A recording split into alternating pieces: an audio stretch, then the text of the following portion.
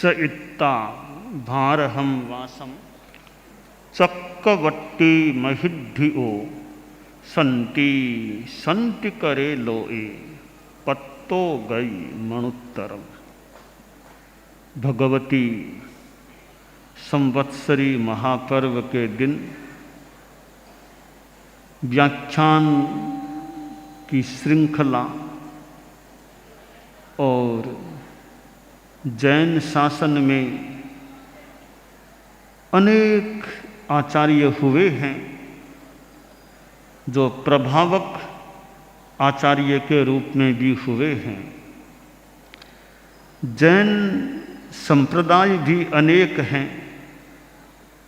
आज से लगभग 263 वर्ष पूर्व या 200 लगभग 63 वर्ष पूर्व, क्योंकि आषाढ़ी पूर्णिमा 13 पंथ का स्थापना दिवस है और करीब 3 महीना और मान लें दो, साधिक 263 वर्ष पूर्व जैन शासन में एक और संप्रदाय उभरा जिसका नाम तेरा पंथ पड़ा, श्वेतांबर परंपरा का तेरा पंथ।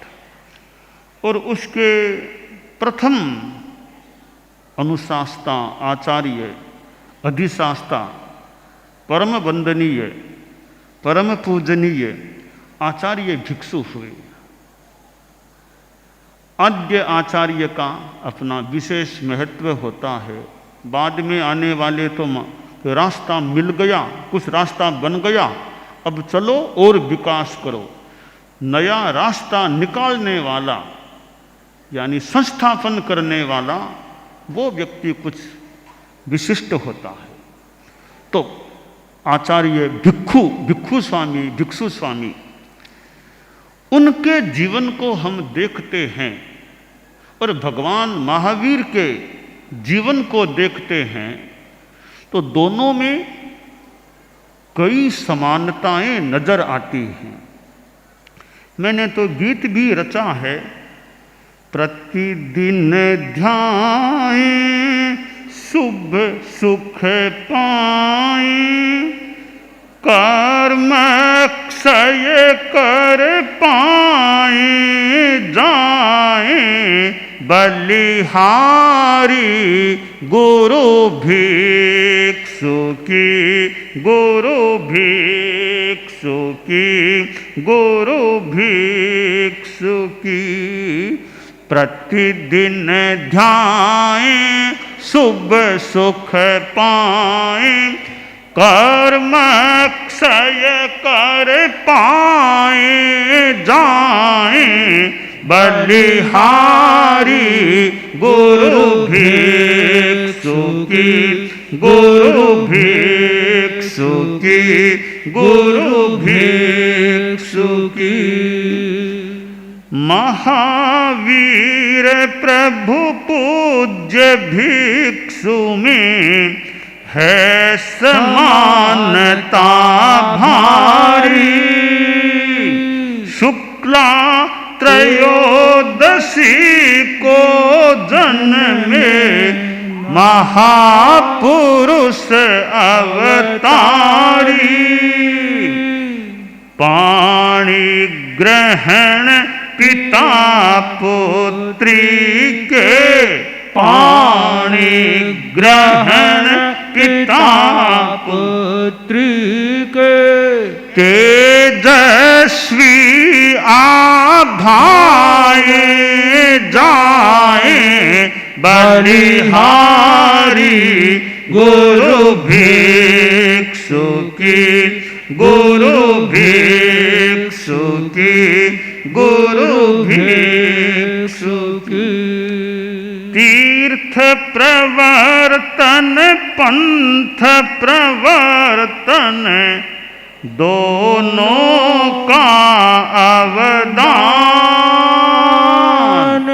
आई गराणम शब्द बोल कर वर्धमान सम्मान, दोनों ने अनशन स्वीकारा, दोनों ने अनशन स्वीकारा, सविनय शीश झुकाए गाए बलिहारी, गुरु भिक्षु की, गुरु भिक्षु की, गुरु भिक्षु की। प्रतिदिन ध्याए शुभ सुख पाए, कर्म क्षय कर पाए, गाए बलिहारी, गुरु भिक्षु की, गुरु भिक्षु की, गुरु भिक्षु की। महावीर स्वामी और भिक्षु स्वामी में अनेक समानताएं हैं। जैसे हम देखें, दोनों का जन्म शुक्ला त्रयोदशी को हुआ है, नंबर 1। नंबर 2, दोनों ने गृहस्थ जीवन में पाणी ग्रहण किया था, शादी हुई थी। नंबर 3, दोनों पुत्री के पिता बने थे। नंबर 4, महावीर स्वामी ने तीर्थ प्रवर्तन किया तो भिक्षु स्वामी ने 13 पंथ प्रवर्तन किया, दोनों प्रवर्तक बन गए थे। और नंबर 5, दोनों ने अंत में अनशन लिया था। नंबर 6, दोनों ही 2-2 भाई थे। नंबर 7, दोनों के 2-2 माता थी। महावीर स्वामी के भी देवानंदा और तिसला, स्वामी जी के भी दीपा जी और एक बड़ी माँ, और पहली शादी हुई थी शायद पिताजी की, ऐसी 2 माताएं आश्रय। और 8वीं बात है, दोनों का आयुष्य संपन्न जीवन के 8वें दशक में हुआ था। और 9वीं बात है, दोनों ने युवा अवस्था में दीक्षा ली थी, बचपन में दोनों ने युवा अवस्था में दीक्षा ली। और नंबर 10, 2-2 भाई थे, दोनों छोटे भाई, दोनों छोटे छोटे भाई थे। और नंबर 11, दोनों यहाँ बुद्धि, स्वामी जी भी बुद्धिमान थे, महावीर स्वामी तो खैर ऐसे ही ज्ञानी पुरुष, दोनों ही प्रतिभा संपन्न और ज्ञानी पुरुष थे, छोटी अवस्था में भी ज्ञानी थे। और 12वीं बात है, दोनों ही धर्मसंघ के मुखिया थे, अपने अपने शासन के पालक थे। 13वीं बात, एक तीर्थंकर थे, दूसरे तीर्थंकर के प्रतिनिधि मान ली। और नंबर 14, दोनों की माताओं ने सिंह का सपना देखा था। और नंबर 15, दोनों का ही आयुष्य संपन्न चतुर्मास के बीच में हुआ, शेष काल में नहीं, दोनों का ही चतुर्मास के बीच में हुआ। भगवान महावीर का कार्तिक महीने में, स्वामी भिक्षु स्वामी का भाद्रव महीने में, शेष काल में नहीं, चतुर्मास में हुआ। और 16वीं बात देखो कि भगवान महावीर का समाधि स्थल पावापुरी, भिक्षु स्वामी का सिरियारी, दोनों के अंत में री री, पावापुरी सिरियारी, दोनों में री है। और यूं अनेक समानताएं हैं। तो भिक्षु स्वामी अपने ढंग के व्यक्तित्व थे, महावीर से मिलते जुलते कुछ अंशों में स्वामी जी थे। हम भिक्षु स्वामी को एक श्रद्धा भावना से स्वामी जी बोलते हैं, स्वामी जी, है ना। तो स्वामी जी का जन्म विक्रम संवत 1783 आषाढ़ शुक्ला त्रयोदशी में कंटालिया में हुआ। और स्वामी जी के जन्म की त्रिशताब्दी, जन्म त्रिशताब्दी अब आने वाली है 2 वर्षों बाद, मान लो अभी 80 है, 82 में वो 300वां जन्म दिवस और 83 में 300 वर्ष पूरे।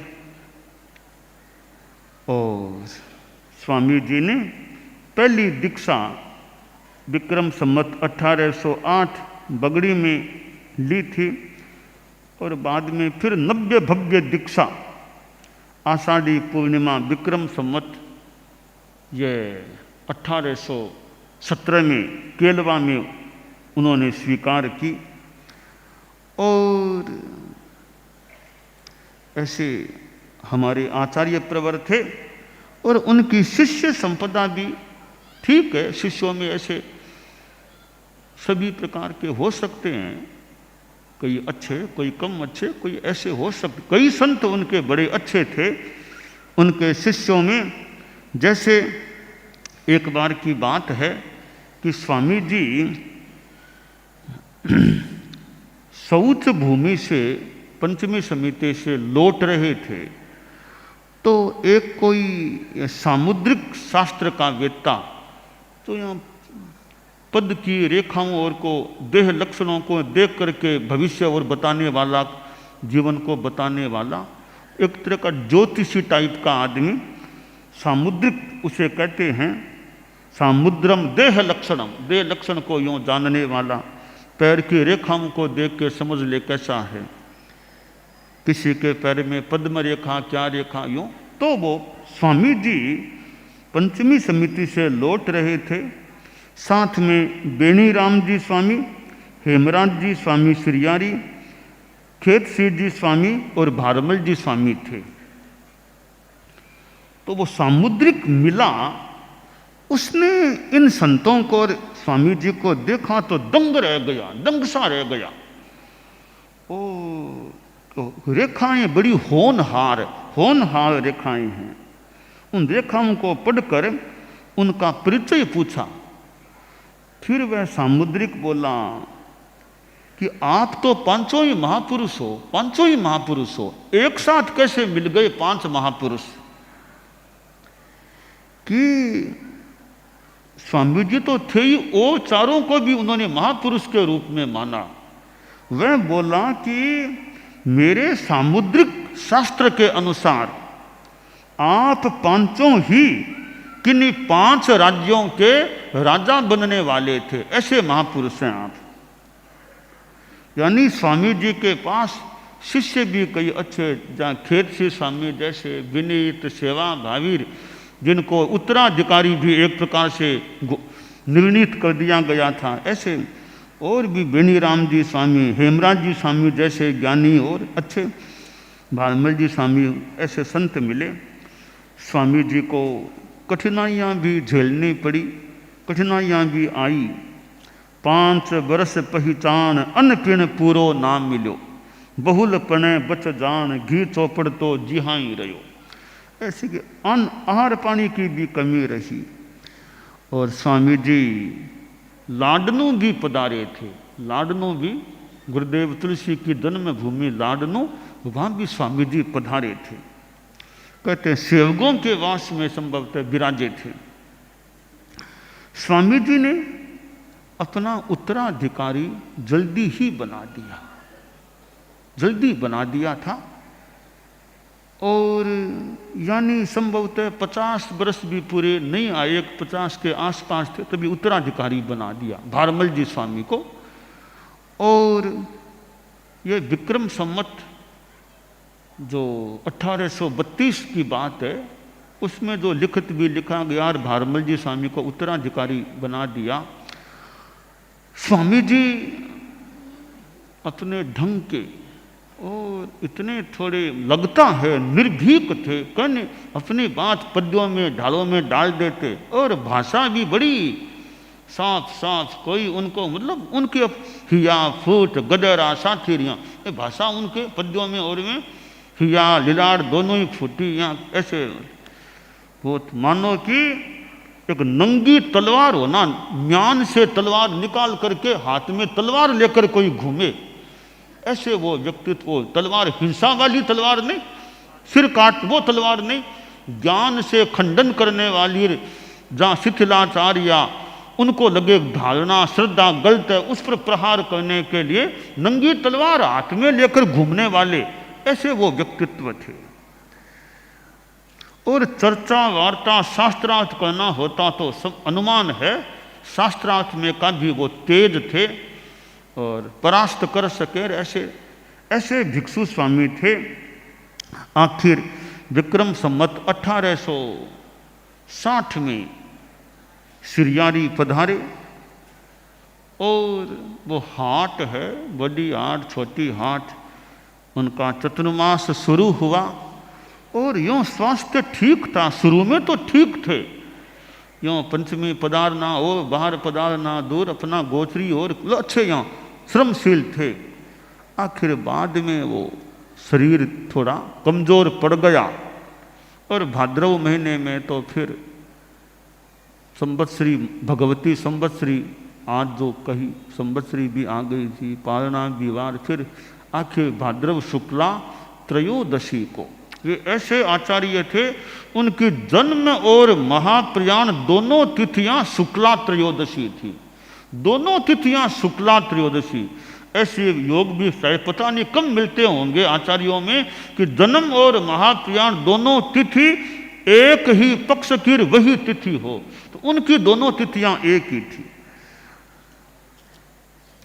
उन्होंने अपना युवाचार्य जो भारमल जी स्वामी को बनाया, तो भारमल जी स्वामी का युवाचार्य काल लंबा रहा, अच्छा रहा और 28 वर्षों का लगभग का उनका युवाचार्य काल आज तक के हमारे युवाचार्यों के इतिहास में कीर्तिमान है, रिकॉर्ड है।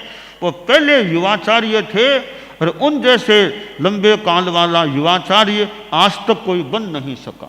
वो पहले ही थे, अब तक पहले ही है, अद्वितीय हैं आज तक। तेरा पंथ के युवाचार्यों में वे पहले युवाचार्य थे। पहले आचार्य तो भिक्षु स्वामी और पहले युवाचार्य भारमल जी स्वामी हैं, दोनों ही पहले हैं अपने अपने ढंग में। तो उनका सर्वाधिक लंबा काल युवाचार्य काल, 28 वर्षों का लगभग युवाचार्य काल, यानी आचार्य काल उसकी तुलना में कम रहा। आचार्य काल तो करीब 18 वर्षों का रहा, युवाचार्य काल 10 वर्ष ज़्यादा, करीब 28 वर्षों का रहा था। और पिता को छोड़ा, कृष्ण जी उनके पिता थे, तो उन्होंने स्वामी जी से नाता जोड़ के रखा। पिता से नहीं भी रहा नाता, कि मैं तो स्वामी जी के पास रहना है, वे स्वामी जी के पास रहे। और वीर गोयम की जोड़ी भिक्षु भारी माल, वीर गोयम की जोड़ी रे मुनिंद मोरा, भिक्षु ने भारी माल, वीर गोयम सी जोड़ी रे स्वामी मोरा, अति भली रे मोरा स्वामी। तो वीर गोयम सी जोड़ी, ऐसे हमारे भिक्षु स्वामी भारमल जी स्वामी, जिनके लिए वीर गोयम की जोड़ी कहा गया है। और उनके लिए स्वामी जी ने कड़ाई भी की, तुमको तेला करना पड़ेगा, यानी कोई गलती निकाल जो तुमको तेला करना पड़ेगा, ऐसी कठोरता भी स्वामी जी ने अपने शिष्य भारमल जी स्वामी के प्रति की थी। आचार्य श्री भारमल जी स्वामी अत्यंत कोमल प्रकृति के थे और छोटे बालक और बालिकाओं को तत्वज्ञान सिखाने के लिए तो वे बहुत प्रयत्न किया करते थे और बालिकाओं को प्राथमिकता देते थे कि बालिकाएं हैं वो 2 घरों में अच्छा कर सकती है, ससुराल और पीहर दोनों घरों में अच्छा काम कर सकती है। स्वामी जी के साथ उनका कोई भावात्मक संबंध रहा हो सकता है, भगवान जाने पिछले जन्म का भी कोई संबंध उनका स्वामी जी के साथ रहा हुआ हो सकता है। स्वामी जी का महाप्रयाण हुआ और भारमल जी स्वामी आचार्य बन गए। कोई अब तो ये पट्टोत्सव करते हैं, आचार्य पदारोहण का प्रोग्राम होता है, वो होता है। भारमल जी स्वामी का कोई प्रोग्राम नहीं हुआ, आचार्य पदारोहण का कोई प्रोग्राम नहीं हुआ, बस स्वामी जी गए, भारमल स्वामी आ गए पद पर, बस, और कोई प्रोग्राम नहीं हुआ। कितनी सादगी, हालांकि सादगी अभी कोई असादगी की बात नहीं है, उस समय की कोई जो भी स्थिति थी, पहला ये काम पड़ा, नए आचार्य पहली बार ही बने, तो संघ में ऐसी कोई रीत हुई भी नहीं होगी, तो बस बिना कोई प्रोग्राम अपने आचार्य बन गए। वरना तो पछेवड़ी उड़ाते हैं, एक प्रोग्राम होता है, समारोह होता है, गीत आदि हो जाते, उनके लिए ऐसा कुछ नहीं हुआ लखावे। और 18 वर्षों का उनका आचार्य काल। उनके भी फिर स्वास्थ्य में कठिनाई, 70 पार हो गए थे, तो अब पीछे भी व्यवस्था करनी थी, तो उन्होंने थोड़ा वार्तालाप भी किया, थोड़ा लगता है संतों से बातचीत भी की। अब किसको उत्तराधिकारी बनाना, कई संत यूँ सामने रहे होंगे, तो उन्होंने आखिर अपने उत्तराधिकार पत्र में 2 नाम, खेत सिंह और रायचंद, 2 नाम अंकित हो गए। निवेदन किया गया लगता है कि उत्तराधिकार पत्र में नाम तो एक ही होना चाहिए, तेरा पंथ में एक ही रहना चाहिए, 2 नाम नहीं होने चाहिए। कि मामा भाणजा है, दोनों मिलकर काम कर ले। मामा भाणजा थे, राजनीति में मामा हो या भाणजा, राजनीति में कौन मामा और कौन भाणजा, कौन भाई और कौन भतीजा, राजनीति में कौन किसकी परवाह करता है। दोनों विरोधी पार्टियों के से जुड़ जाते हैं, भाई उस पार्टी में, वो भाई उस पार्टी में। तो राजनीति में ये मामा भाणजार का कोई पता नहीं।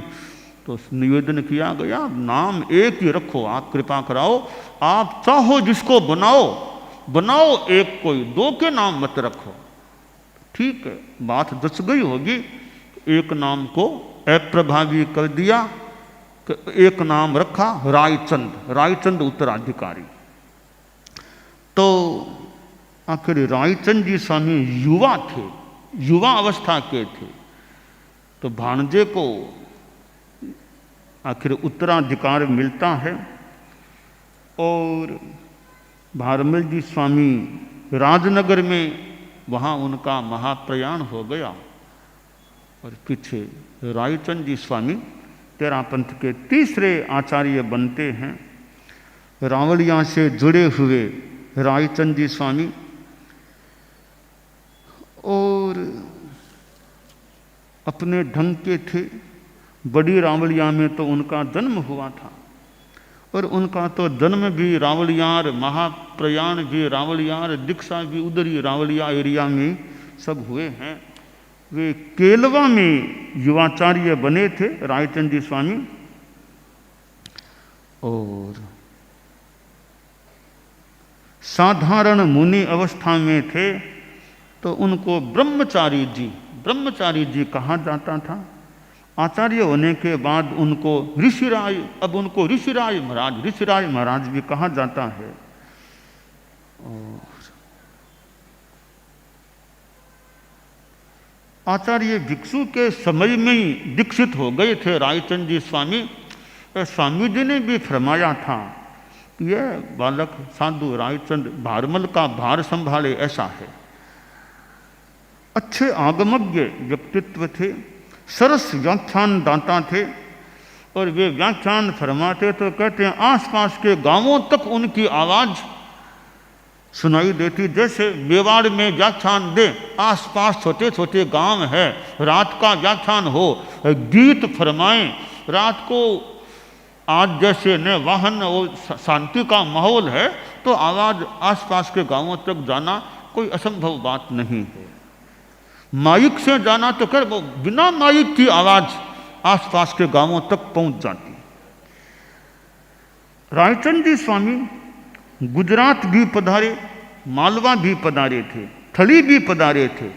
आज जो थली है इतना, सबसे पहले मतलब आचार्यों में रायचंद जी स्वामी थली में पधारे थे, मालवा में भी रायचंद जी स्वामी पधारे थे, गुजरात भी रायचंद जी स्वामी पधारे थे। गुजरात, मालवा, थली अच्छी यात्राएं हो गई।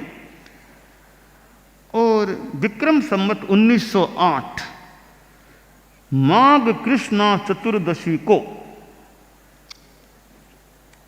रात्रि में उनका महाप्रयाण हो गया। और रावलिया का संत रावलिया में आखिर पधार गए। छोटी रावलिया, बड़ी रावलिया, रावलिया कला, रावलिया खुर्द। श्वास की तकलीफ रहती थी। गुरुदेव तुलसी को जैसे श्वास की तकलीफ होती थी, तो आचार्य श्री रायचंद जी स्वामी को भी श्वास की तकलीफ होती थी। उन्होंने अपना उत्तराधिकारी जीतमल जी स्वामी को बनाया था। जिस समय ऋषिराज महाराज का महाप्रयाण हुआ था, युवाचार्य श्री पास में नहीं थे, युवाचार्य श्री थड़ी में उधर थे, आचार्य श्री मेवाड़ में थे। तो आचार्य श्री का महाप्रयाण हो गया रायचंद जी स्वामी का। कई दिनों तक युवाचार्य श्री को समाचार भी नहीं मिला कि आचार्य श्री नहीं रहे, उनको समाचार भी नहीं मिला। और जीतमल जी स्वामी वो भारमल जी स्वामी के युग में दीक्षित हुए थे। जयपुर में बालक जीतमल जी की दीक्षा होने वाली थी। विक्रम संवत 1869 माघ कृष्णा सप्तमी को एकदम अवसर पर यानी मौके पर आचार्य श्री भारमल जी स्वामी ने कहा कि दीक्षा देने मैं तो नहीं जाऊंगा, मेरा जाने का भाव नहीं है। दीक्षा कहीं थोड़ी बाहर कहीं गांव की बाहर कहीं होती हुई होगी कोई जगह पर, कि मेरा जाने का भाव नहीं है। अरे दीक्षा का तो आज तय है ना, आज का मेरा जाने का भाव नहीं। तो दीक्षा कौन देगा? तो दीक्षा रायचंद दे दो, दीक्षा रायचंद तुम दो। और कभी आप गुरुदेव मारे को नहीं, मारे तो लारे है तू कन चाहिए कोई, तू जा तू दीक्षा देगा।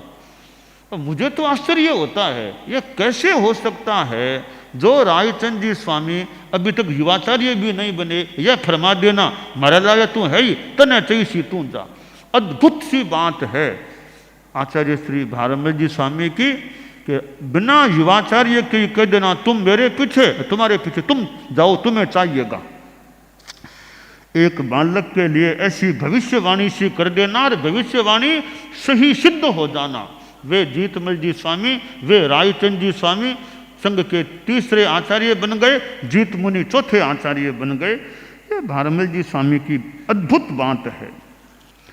विक्रम संवत 1881 में तो जीत मुनि का सिंगाड़ा हो गया। करीब 12 वर्षों तक जीत मुनि को हेमराज जी स्वामी के पास रहने का मौका मिला। एक ऐसे ज्ञानी संत के पास, मानो साधक संत के पास रहने का मौका मिला। 18 वर्ष की लगभग अवस्था में तो पन्नौना के 10 पदों की जोड़ की रचना कर दी, जोड़ बना दी उन्होंने।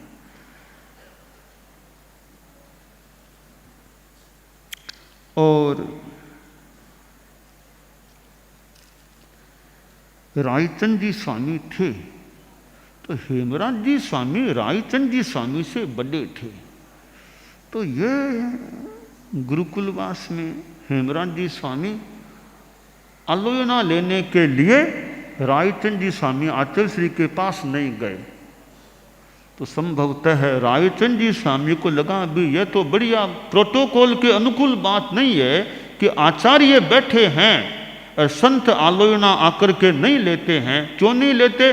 भी आचार्य श्री से हम बड़े हैं, हम दीक्षा में बड़े हैं, इसलिए वो आलोचना आकर नहीं लेते हैं, अपने आप ही आलोचना लें। ये प्रोटोकॉल के तो आज की भाषा में प्रोटोकॉल के अनुरूप बात नहीं। अब उनको भी कुछ बताना पड़ेगा कि आलोचना आचार्य के पास लेनी चाहिए, हालांकि वो बड़े हैं दीक्षा में आचार्य से। तो एक कोई तरीका निकाला अपने ढंग से और जीत मुनि से संकेत किया कि जब तक हेमराज जी स्वामी आलोचना नहीं लेंगे, कुछ संकेत सा किया। जीत मुनि गए तो मुनिश्री आपने आलोचना ली नहीं आचार्य श्री के पास? कि जितू मैं तो अपना आप ही ले ली, अपना आप ही ले ली, मैं तो अपने आप ले ली आपने। आचार्य श्री विराजे है ना, आपको वहाँ पधारना चाहिए, वहाँ आलोचना लेने से। अच्छा चला चला चला। तो यहाँ हमारो सुनेड़ो सो है। तो हेमराज जी स्वामी आए, आचार्य श्री विराजे थे। ब्रह्मचारी जी 2 बार दिशा गयो, आलोचना दे दो। ब्रह्मचारी जी 2 बार दिशा गयो, आलोचना दे दो। ऐसे आके कहो, ऐसा सब बोला होगा। मैंने तो गुरुदेव तुलसी के मुखारविंद से संभवतः सुना था कि वो हेमराज जी स्वामी आए, दीक्षा में बड़े ही थे। ब्रह्मचारी जी 2 बार दिशा गयो, आलोना दे दो, 2 बार पंच में गया। तो यूं कहते हैं वो दीक्षा में बड़े संत भी आचार्य दीक्षा में छोटे हों तो भी उनके पास आलोना ले, यह मानो परंपरा एक पुष्ट होने का मौका मिला। ऋषिराज महाराज 30 वर्षों तक लगभग आचार्य रहे थे और अपने ढंग के थे। उनको जीत मुनि जैसे युवाचार्य मिले। जयाचार्य जब आचार्य पद पर आ गए तो संतों में था कि पछेवड़ियाँ को नहीं ओडावा, कई मर्यादावां ढीली रिलैक्स करवाशा, पछेवड़ी ओडा, या कुछ प्लानिंग संतों की कोई थी। तो शायद जीत मुनि बड़े दक्ष, तो उन्होंने पहले ही आचार्य पद पर आरोहण कर दिया। यानी ऋषिराज तो मेवाड़ में थे, वो थली में थे, थली में ही आचार्य पद पर आरोहण कर लिया। बाद में वो गुरुकुलवास के संत उधर थे, फिर मिलना हुआ तो कहा आचार्य पद पर ऐसे कैसे बैठ गए, हम लोग तो मिले ही नहीं, आप पहले ही कैसे आचार्य पद पर बैठ गए।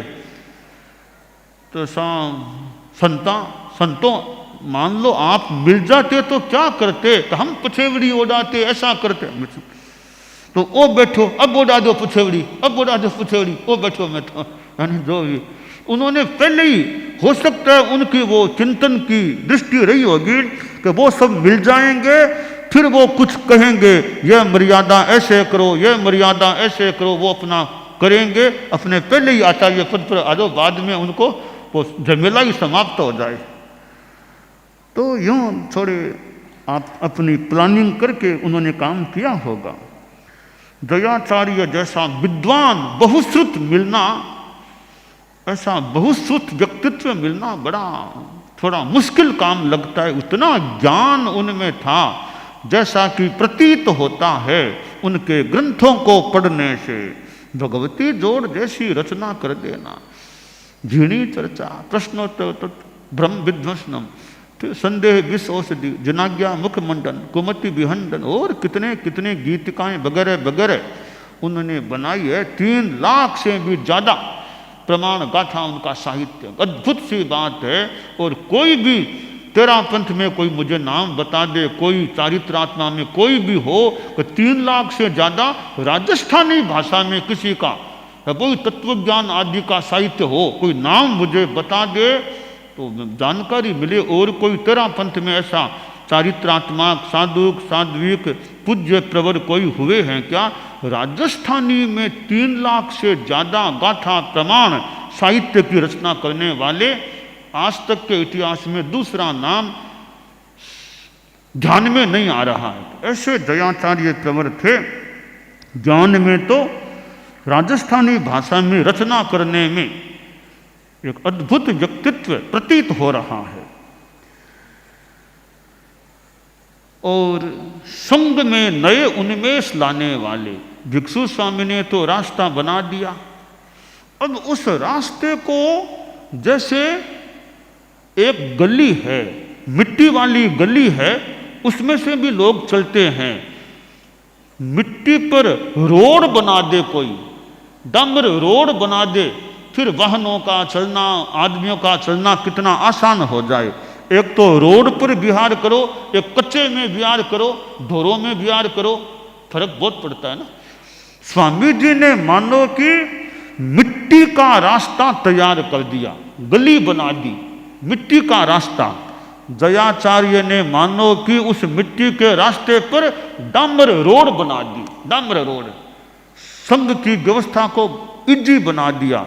यह साध्वी प्रमुखा जी की जो परंपरा है वो जयाचार्य ने शुरू की थी, उनसे शुरू की गई परंपरा आज तक चली आ रही है।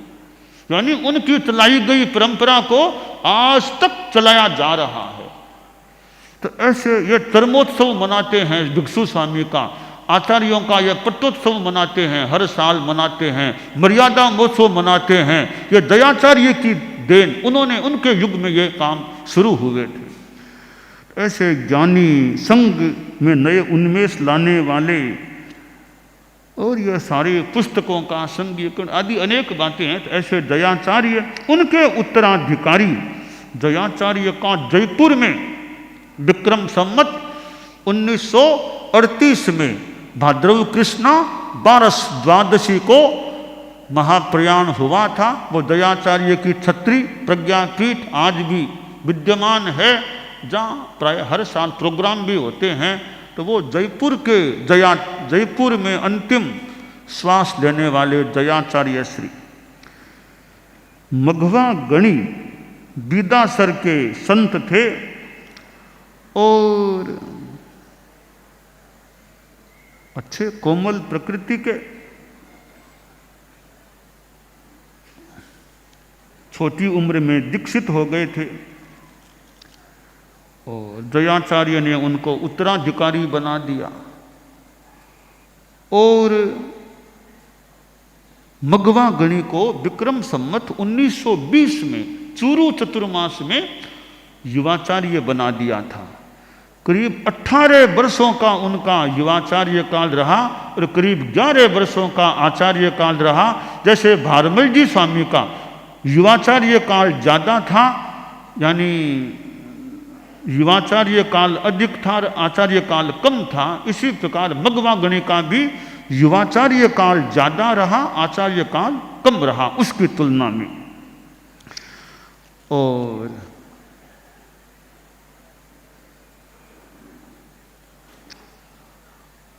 उन्होंने युवाचार्य का नियुक्ति पत्र लिख करके साध्वी प्रमुखा जी को सौंप दिया था। उस समय नवला जी महासती थी, उनको सौंप दिया था। और ऐसे आचार्य श्री थे, कहते हैं कि गर्मी में रात में नीचे ही पोड़ा, पहले पट पर पोड़ाते, फिर गर्मी वो लगती कुछ तो ऐसे नीचे कहीं जमीन पर लुंकार कंबल जो भी बिछा के पोड़ा जाते। ऐसा नहीं संत उठे रे पट्टा ले जाए करे, वो इतना संतों को तकलीफ नहीं, खुद ही उठो अपना बिछा के सो जाओगा, ऐसे सो जाते, ऐसा आता है। तो एक बार के पहले तो पट पर पोड़ाए होंगे, बाद में कोई गर्मी कोई लगी तो कोई जगह जहाँ ठंड हो वहाँ जाके सो जाऊँ, तो अपना सामान ले गए, कंबल जो भी सो गए, पोड़ा गए बिछा के। और पट्ट पर तो कोई नहीं है, पट तो खाली है, आचार्य श्री तो है नहीं पट्ट पर। आचार्य श्री कहाँ पधार गए, क्या हुआ, दिख नहीं रहे आचार्य श्री तो कोई संत वो संतों को जगाने वाले के उठो उठो, तो वो संत उनके पास भी गया, जहाँ मघवा गणी थे वहाँ भी गया, उठो उठो उठो उठो, कि मैं, अरे क्या मैं, उठो उठो अवश्य काम करो, उठो उठो। अरे पंजी, वो नाम था उनका पंजी, अरे मैं हूँ, अरे आप मघवा गणी, ओहो गुरुदेव विराजे हैं। तब पता चला कि गुरुदेव तो यहाँ पोडाए हुए हैं। ऐसे सीधे साधे आचार्य श्री, सिंपल मानो सिंपल जीवन शैली रही होगी, भी संतों को क्यों उठाएं, खुद ही सो जाएं जा करके। लगता है क्या की समस्या रहती है उनके। तो ऐसे मघवा गणी थे और दयाचार्य को बड़ा सहयोग दिया, युवाचार्य बन गए थे। दयाचार्य कुछ फ्री जैसे हो गए, तो मगजी है, मगजी संभाले, मगजी इतने अच्छे सहयोगी बन गए थे आचार्य श्री के। हालांकि यह प्रश्न है वो किस रूप में सहयोग करते थे। क्या चतुर्मासों की निर्धारणा युवाचार्य श्री मगजी करते थे? क्या चतुर्मासों की घोषणा मघवा युवाचार्य श्री करते थे? क्या साधु साधियों के श्रृंगारों का वो वंदना कराना युवाचार्य श्री करते थे? इन प्रश्नों को कोई उत्तर दे सके संतों में कोई है क्या? कोई वो क्या सहयोग करते थे? ठीक है, रोजमर्रे में संतों के बीच बैठ जाना, लोगों में बैठ, वो काम करते थे, या ये अंतरम काम जो थे चतुर्मासों की घोषणा, अग्रणी बनाना, सहवर्ती को वंदना कराना आदि काम भी युवाचार्य श्री करते थे, आचार्य श्री करते थे? ये प्रश्न है। दयाचार्य ने 3 नाम फरमाए थे, छोग हरक मगराज, तीनिया में सु एक ने देनो पद युवराज। 3 नाम की घोषणा की, 3 संतों में से एक को मैं युवाचार्य बनाऊंगा। छोग जी महाराज, हरकचंद जी स्वामी और मगराज जी स्वामी, तीनों में से एक को बनाना है। फिर मगराज जी स्वामी को बनाया।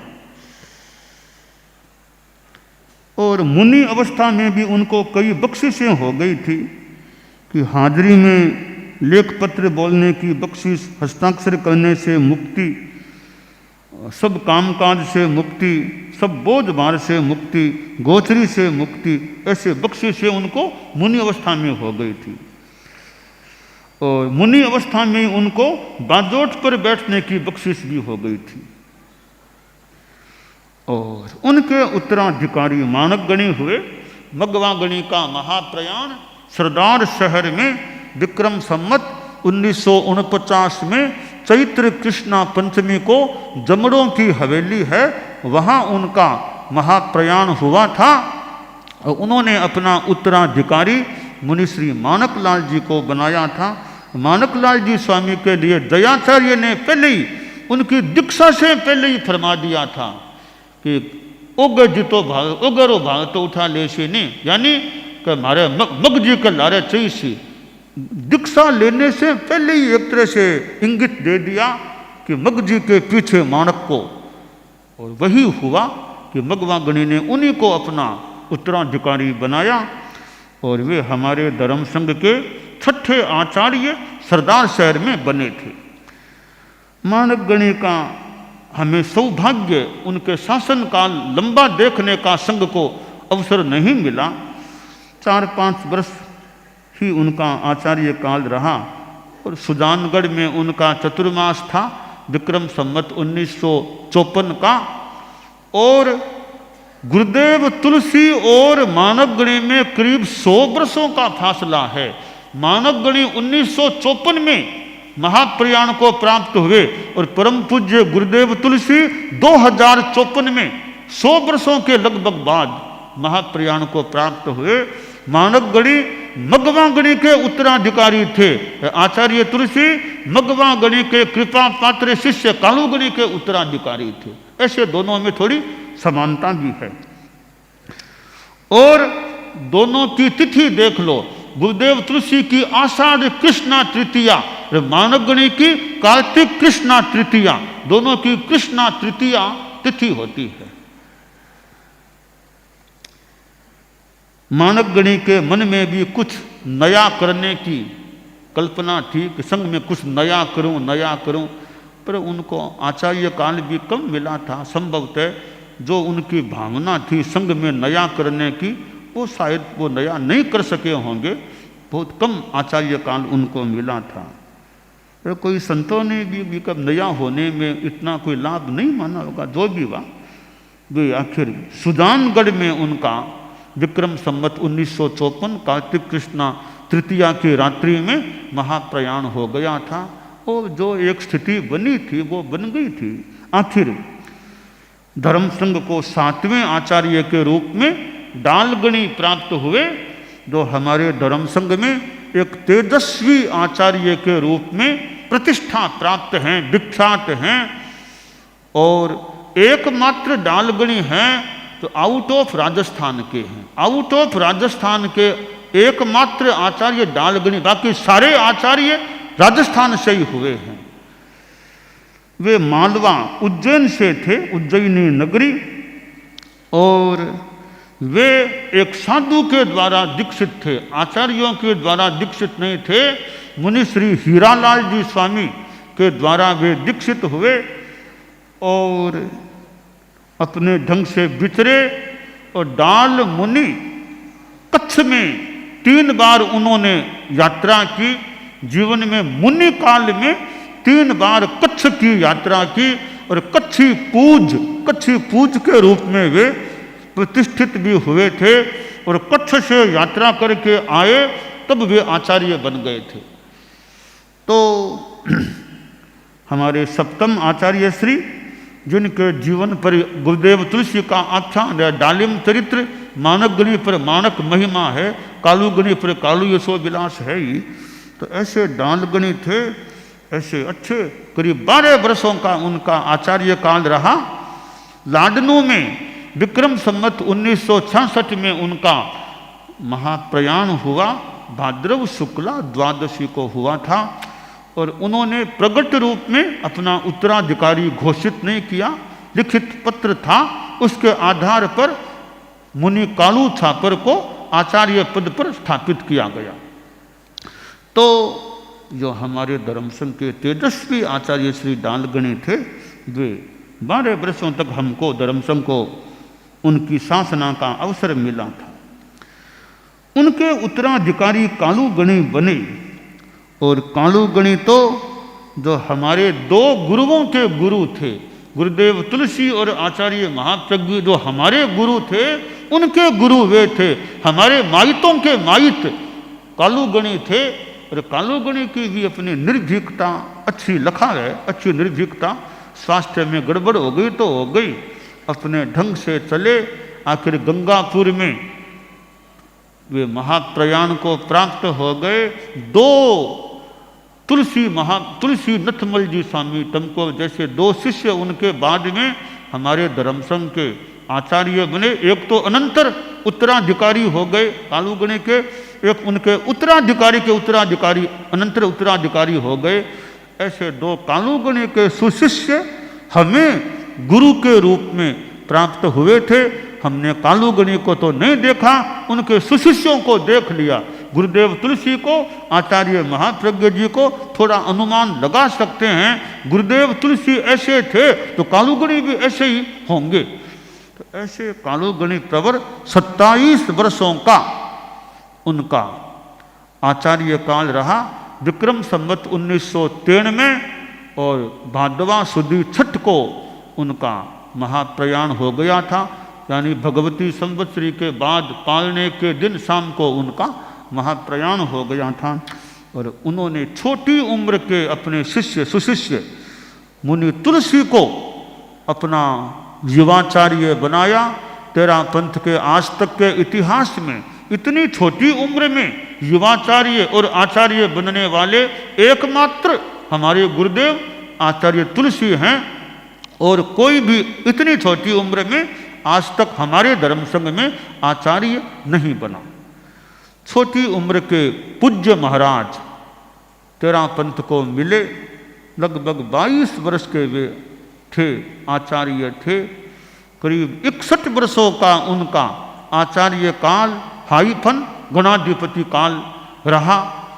और उनको तो हमने गुरुदेव को तो देखा है, उनके तो चरणों में रहे हैं।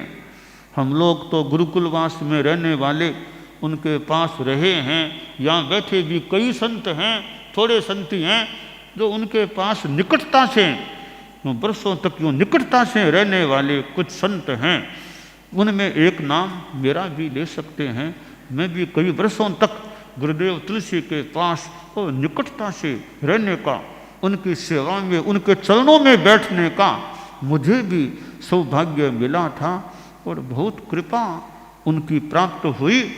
और उन्होंने सिखाने में, बताने में स्वयं समय देते, सुनते, अर्थ बताते, करते, शिक्षा फरमाते और आगे बढ़ाया। प्रेरणा, आगे बढ़ने की प्रेरणा देते, यह करो, सीखो, वो पढ़ो, वो ऐसे गुरुदेव तुलसी थे।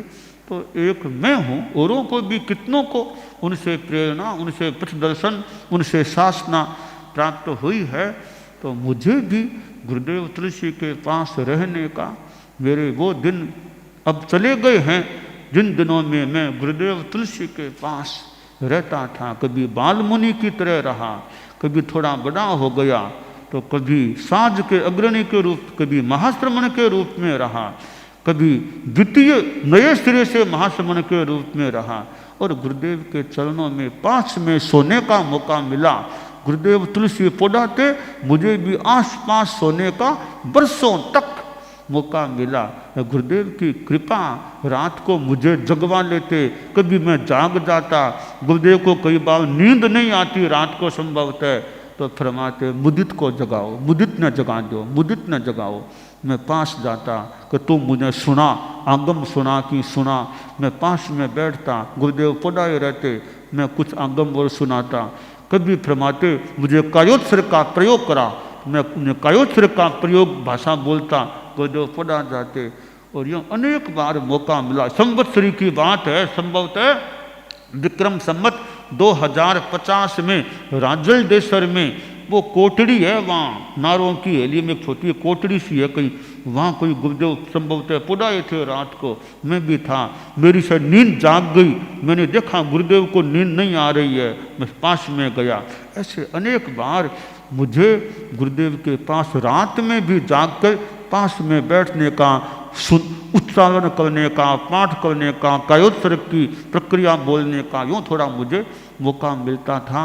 और उनकी जो कृपा रही, उन्होंने कितना समय, कितना उन्होंने किया, कार्य किया, कितना उन्होंने चिंतन किया होगा, ध्यान दिया होगा। गुरु की कृपा, उनकी जो कृपा रही है कि गुरु की इतनी कृपा कि वो ठीक है सब शिष्यों पर समान मान लो, न भी हो, पर मेरे पर तो बचपन से उनकी बहुत ही कृपा रही है। वो तो गुरु हैं, गलती पर डांट भी दे सकते हैं, गुरु तो उलाना भी, कार्रवाई भी कर लेते हैं, पर गुरु हैं वो फिर शिष्य को आगे बढ़ने का, संभलने का मौका भी देते हैं। तो यूँ मुझे अनेक रूपों में गुरुदेव तुलसी के पास रहने का मौका मिला। उन्होंने जो कार्य किए, अनुभूत काल, प्रेक्षा ध्यान उनके समय में शुरुआत, समन श्रेणी उनके समय में शुरू हुई, और जीवन विज्ञान चार और कितने नए नए परिवर्तन उनके शासन काल में धर्म संघ में हुए थे। जो अनेक बातें तो हमारे बहुत जानकारी में है, सामने है। उन्होंने 3 साध्वी प्रमुखाएं बनाई थी। उन्होंने अपने जीवन आचार्य काल में यानी 3 साध्वी प्रमुखाओं की नियुक्ति की। सबसे पहले झमकू जी, कालुगणी के बाद उसी चतुर्मास में गंगापुर में उन्होंने झमकू जी को मुखिया का स्थान दिया।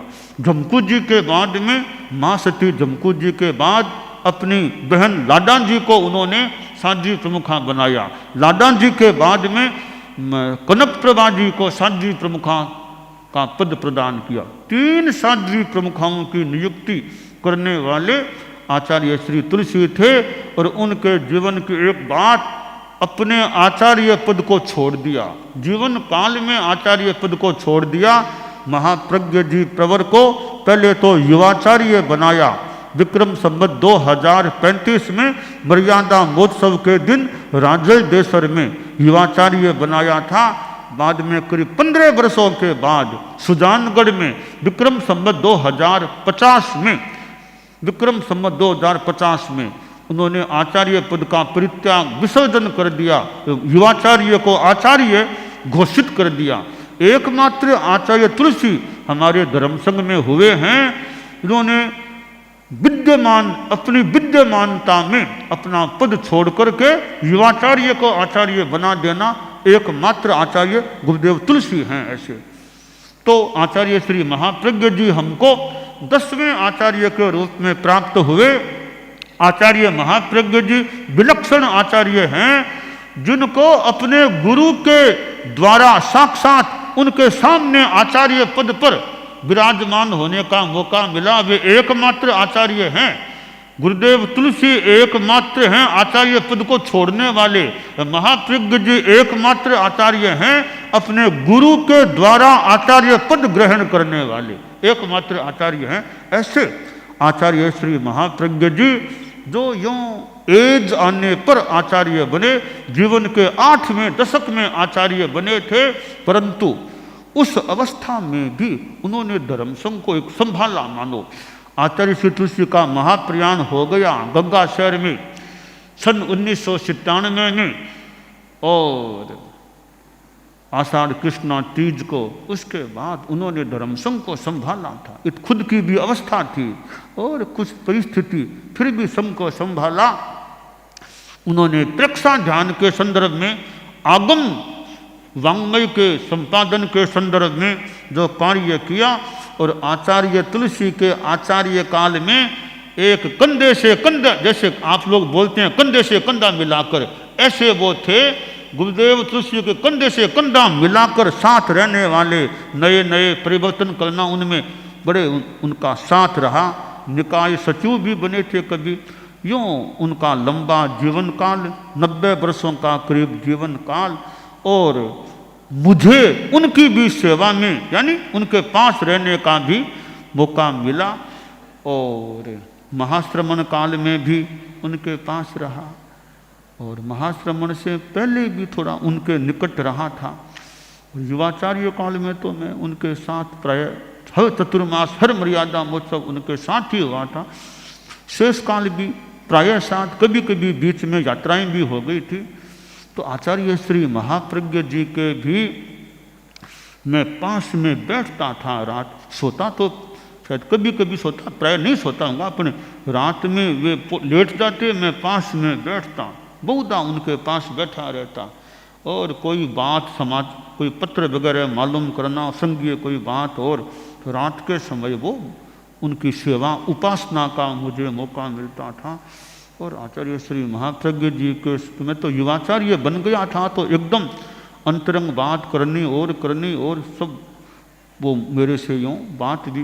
गुरुदेव तुलसी की भी बड़ी कृपा थी, आचार्य महाप्रज्ञ जी की भी बड़ी कृपा प्राप्त करने का मुझे सौभाग्य अवसर मिला। बहुत कोमल स्वभाव के, बड़ी वत्सलता रखने वाले और बहुत कोई डांट फटकार की उनकी शैली नहीं थी कि दादा उलाहना को जोर से उलाना देना, वो उनकी जीवन शैली में नहीं था। शांति प्राय शांति से ही बात करते थे, कोमलता, इधर प्रेक्षा ध्यान का इतना काम। तो ऐसे आचार्य श्री महाप्रज्ञ जी का मुझे भी, औरों को भी मौका मिला, मुझे मान लो विशेष मौका मिला, युवाचार्य के रूप में मौका मिला, उनके साथ रहने का मौका मिला। आखिर सरदार शहर में यह सन 2010 में, विक्रम संवत 2067 में उनका वैशाख कृष्णा एकादशी को वो गोठी जी की जो हवेली है, उस समय आप भी, हम लोग बाहर वाचन में बैठे थे, विश्रुत विभा जी मेरे पास बैठी थी स्वाध्याय के रूप में, और भी मेरे पास बैठे थे। तब हमको सूचना मिली, हम गए, थोड़ी आचार्य श्री का महाप्रयाण हो गया था, तो मैं उस मकान में ही था। वैसे मेरा प्रवास गदैया जी के वहाँ भी था, तो गुरुदेव ने कहा तू यहीं बैठ जाया कर, तू दिन में यहीं बैठ जाया कर। तो मैं फिर वहीं बैठने लग गया। वहाँ बैठता था तो मुझे तत्काल निकट जाने का मौका मिल गया। वहाँ होता तो कोई आता कहता, फिर मैं आता, देरी हो जाती। तो आचार्य श्री महाप्रज्ञ जी का 90 वर्षों का लगभग जीवन काल रहा, लंबा संयम पर्याय। उनको जितना संयम पर्याय मिला, उतना संयम पर्याय हमारे संतों में तो किसी को मिला या नहीं, आचार्यों में तो किसी को मिला ही नहीं है। संतों में भी किसी को विशेष कोई मिला हो ऐसी, वो तो शोध की बात है। पर एक समय हमें पता चला कि उनका जितना आ गया उतना और किसी भी साधु का संयम पर्याय नहीं आया। सत्यों की बात अलग है। तो ऐसे आचार्य श्री महाप्रज्ञ जी ने मुझको अपना उत्तराधिकार सौंपा था, और गुरुदेव तुलसी के महाप्रयाण के बाद जल्दी ही उन्होंने घोषणा करके कि मुझे युवाचार्य की नियुक्ति करनी है। मौका जब दिनांक आई, मुझे उन्होंने अपना उत्तराधिकार प्रदान किया, भविष्य का अधिकार सौंपा। ऐसे आचार्य श्री महाप्रज्ञ जी पधार गए। तो ऐसे 10 आचार्य हमारे धर्म संघ को अतीत में, वर्तमान से अतीत में प्राप्त हुए हैं, और वर्तमान में भी हम लोग हैं। मुझे मौका उनकी द्वारा दिया गया वो अवसर प्राप्त है, और हम धर्म संघ की सेवा करते रहें। एक बार मैं मंगल पाठ का उच्चारण कर दूं, 4 बजने में थोड़ा ही समय बाकी है। आप भले बैठे बैठे सुन लो, कोई बात नहीं है। हाँ नहीं, वो बोल दूँ। अरहंता मंगलम सिद्धा मंगलम साहु मंगलम केवली पन्नतो धम्मो मंगलम अरहंता लोगुत्तमा सिद्धा लोगुत्तमा साहु लोगुत्तमा केवली पन्नतो धम्मो लोगुत्तमो अरहंते शरणम पवज्जामि सिद्धे शरणम पवज्जामि साहु शरणम पवज्जामि केवली पन्नतं धम्मं शरणम पवज्जामि विघ्न हरण मंगल करण स्वाम भिक्षुनो नाम गुण ओलख समरण किया सरय अचिंत्या काम च इत्ता भार हम वासम चक्रवर्ती महिड्यो संति संति करे लोये पत्तो गई मनुत्तरम आरोग्य बोहि लाभम समाहि वर मुत्तमम दिंतु चंदेशु निम्मल यरा आयित्येषु अह्यम पयास यरा सागरवर गंभीरा सिद्धा सिद्धिं मम दिशंतु भी भा रा जय मैं मा डा कातु महाप्रज्ञ गुरु दशकम पातु कोदर तपसी राम सुख पीठल मोती हीर भोप दीप सुख सामजी भिक्षु सुख बड़े वीर ओम अधीराशि को नमः ओम अधीराशि को नमः भगवती संवत्सरी महापर्व।